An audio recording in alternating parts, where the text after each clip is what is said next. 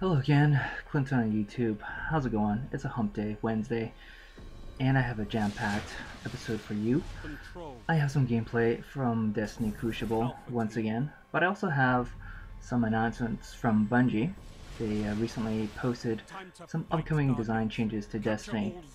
I'm going to be pulling from the Kotaku article that was published, I believe, yesterday, but you can also check the details on Bungie.net in their weekly updates blog. So I'm just going to start talking about these upcoming changes. They have a nice little bullet list for us to go through. First on the list are new shaders for your gear. Secondly, we have ways to preview items before you spend your glimmer. Greater chances of showers in public spaces. Adjustments to some arenas that needed better traffic flow. New economies to equip you with upgrade materials. Fixes, patches, and other invisible technical evolutions. Some other tricks up our sleeves, and maybe even a more generous Cryptarch. In parentheses, he'll still be sort of a bastard. So what to make of all of this? Well, the new shaders for your gear, that's all well and good.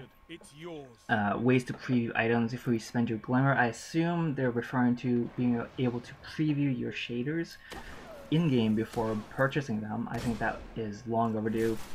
I realize there's a website out there that allows you to check out all the shaders on your character, but I've never been bothered to use it. I just don't have the time or patience to have to pull up this thing when it really should be in the game, so that's a nice little thing that they're fixing.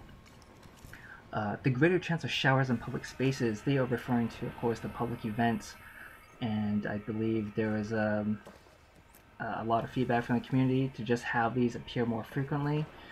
There's, of course, the Destiny public events tool that I do use on occasion. It has been great in trying to help people just sort out their patrol routes and to maximize their time on the field catching these public events, because they are very valuable and they are just fun to do when you just team up together with randoms on a map and just defend a warsat or take down a target.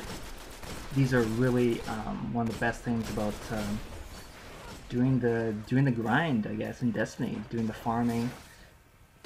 And saying that they'll have a greater chance of these events is good, although it's still really vague. You know, they could just increase the frequency, but you know, this is an equation. They could just as well reduce the frequency at which you get those ascendant materials, and they could reduce the amount of rewards you actually get. So until they actually implement this change, I'm just going to be cautiously optimistic.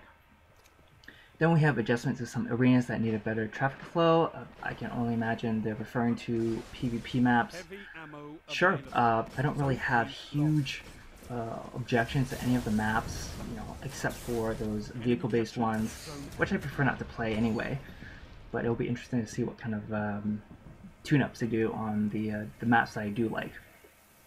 New economies to equip you with upgrade materials. Now, please note that they're not saying new upgrade materials, it's the new economies, so just new ways and avenues to actually earn, I can only assume, motes of light, strange coins, what have you. So that will be very interesting to see how that pans out. Fixes, patches, and other invisible technical evolutions. This is just too vague to even comment on. They're just going to keep fixing things beneath the hood. Things that us as players may never even see, right? Server stability, matchmaking. Well, matchmaking we'll take notice of, but you know, stability stuff, I assume. Some other tricks up our sleeves, well, that's as vague as it gets, right? So we'll just skip that one. And a final point on the list, maybe even a more generous Cryptarch. And yeah, sure, I mean, I feel like there was a huge improvement when they adjusted the Cryptarch to actually give you something of value matching the color of your engram, right? Remember, you could still get a rare engram when you decoded a purple, sorry, you could still get a blue item when including a purple engram, and that was just like the worst feel-bad design decision they could have implemented in Bungie's, in Destiny's loot system. That was a really nice dance of death I just did there. I was really happy with how that fight turned out, by the way. So anyway, There are also some other updates going to Destiny. These were mentioned in the previous week, and I'll just run by them really quickly. They have channels for talking to matchmade teammates if you so wish. That's a good thing. Exotic weapons that are stronger and more interesting to upgrade. There have been talks of long overdue buffs to exotic weapons like Thorn and Bad Juju. Those two weapons in particular are famous, legendary at this point for being very underpowered and very underwhelming for the amount of work that you put into actually getting them. What else do they have here? New gear to let you slip into something a little more legendary. Okay. And finally, that which waits in the Dark Below, of course, referring to the upcoming expansion, the Dark Below, and the slew of content additions and design improvements from that. One thing I should also mention, in my previous video about the Dark Below expansion, I wasn't sure about those 5 additional bounty slots being made available to all Destiny players. Well, it so happens that yes, those 5 additional bounty slots will be across the board regardless of whether you buy the Dark Below expansion or not. So that speaks really well towards Destiny's future and how they implement special events and whatnot, and how they tune the bounties, new bounties especially, as they introduce them. So that's a really good sign. So overall, a pretty decent collection of changes that they plan to implement, and I am looking forward to everything that they have planned, including the first expansion, the Dark Below. So that's it for the Bungie update. And what you're watching now, what you have been watching, is a fairly recent gameplay, playing Control as usual, using the WNO hand cannon. I had been using Hawkmoon, but I really liked using this hand cannon more. And when you compare the two guns side by side, the WNO is strictly not as good of a weapon as Hawkmoon. But sometimes you just can't go by the numbers. You cannot just judge a book by its cover.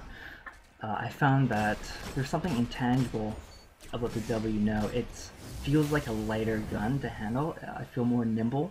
It aims faster, and the iron sights are a lot cleaner, which helps me to aim for the head and just hit my target a little more frequently. These intangibles cannot be overlooked when you're field testing weapons. You're trying to decide what you're going to take into the Crucible or take into PvE. The Hawkmoon, I will always take over the WNO if I'm going to go into a raid, I'm going to go into a strike, or just do any kind of PvE activity. It just does more damage per shot. But WNO, it's just got this feel to it in PvP that I've found more to my liking. And as you can see in this gameplay, I'm using the explosive round perk, which actually, you know, I've been using it for a few games. I like it, but for PvP it's probably not the best thing to do. I did some reading on Reddit. You know, Reddit's quickly become the source for really good, crunchy design analysis, field testing, what have you, anything, walkthroughs for Destiny. And sure enough, people have done a lot of testing with the explosive rounds perk on not just hand cannons, but scout rifles and other types.